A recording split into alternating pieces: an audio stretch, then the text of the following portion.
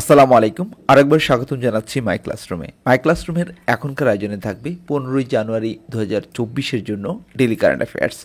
শুরু করছি, সাথেই থাকবেন। আমাদের আজকের প্রথম প্রশ্নটি হচ্ছে, প্রাচীন বাংলার হরিকেল জনপদ অঞ্চলভুক্ত এলাকা কোনটি? সেটি হচ্ছে চট্টগ্রাম, অর্থাৎ পার্বত্য চট্টগ্রাম ও সিলেট। এনভায়রনমেন্টাল পারফরম্যান্স ইন্ডেক্স, সংক্ষেপে ইপিআই 2022 অনুযায়ী বিশ্বের 180টি দেশের মধ্যে বাংলাদেশের অবস্থান কত? বাংলাদেশের অবস্থান হচ্ছে 177তম। শিক্ষাগুরুর মর্যাদা কবিতার রচয়িতাকে? এই কবিতাটি লিখেছেন কাজী কাদের নওয়াজ। তিনি জন্মগ্রহণ করেন 15ই জানুয়ারি 1909 সালে। কোন নারী ক্রীড়াবিদ বেগম রোকেয়া পদক 2014 অর্জন করেছেন?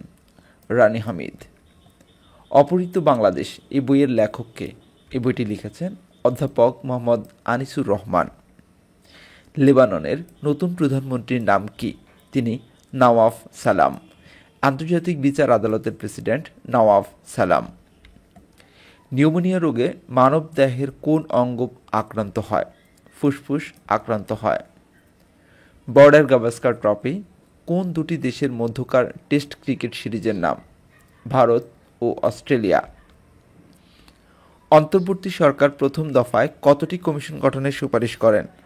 মোট 6টি কমিশন গঠনের সুপারিশ করেন। এনপিসি এর পূর্ণরূপ কি? এনপিসি এর পূর্ণরূপ হচ্ছে ন্যাশনাল পুলিশ কমিশন। বাংলা একাডেমির বর্তমান মহাপরিচালককে? ডক্টর মোহাম্মদ আজম। বাংলা নাট্য সাহিত্যে নাট্যাচার্য কার উপাধি? সেলিম আল দীন। বাংলাদেশের তৃতীয় সমুদ্রবন্দর কোনটি? পায়রা সমুদ্রবন্দর। এইচএমপিভি ভাইরাস প্রথম কত সালে শনাক্ত হয়? 2001 সালে। আমরা গতকালকের আমাদের যে কারেন্ট অ্যাফেয়ার্স ছিল 14 তারিখের, সেখানে এই প্রশ্নটি ছিল যে এইচএমপিভি ভাইরাস প্রথম কত সালে বাংলাদেশে শনাক্ত হয়? প্রথম শনাক্ত হয় 2001 সালে। বাংলাদেশে শনাক্ত হয় কত সালে, সেটি আসলে কারা বলতে পারবেন সেটি আমাদেরকে কমেন্টস করে জানান। দেখি কতজন গতকালকে এটি ভালোভাবে মনে রেখেছেন।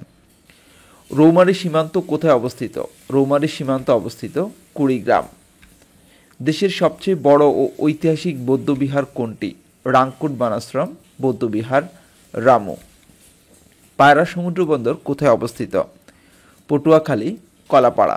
পণ্যের জাতীয় মান প্রণয়ন ও নিয়ন্ত্রণকারী সংস্থা কোনটি? Bangladesh standard and testing institution, সংক্ষেপে বিএসটিআই। এবার আমরা কুইজ দেখব।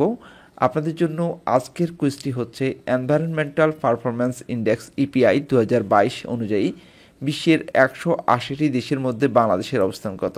চারটে অপশন থাকবে, 175, 76, 77, 78। সঠিক উত্তর কী হবে সেটা আমাদেরকে কমেন্টস করুন, সাথেই থাকুন। এবার আমরা প্রতিদিনের মতো আজকের হাদিসটি দেখে নেব। রাসূল সাল্লাল্লাহু আলাইহি ওয়াসাল্লাম বলেন, যে ব্যক্তি মানুষের প্রতি দয়া করে না, আল্লাহ তার প্রতি দয়া করবেন না। এটি বুখারীর 5027 নম্বর হাদিস। আজ এ পর্যন্তই। এতক্ষণ পর্যন্ত যারা সাথে ছিলেন সবাইকে অসংখ্য ধন্যবাদ। আল্লাহ হাফেজ।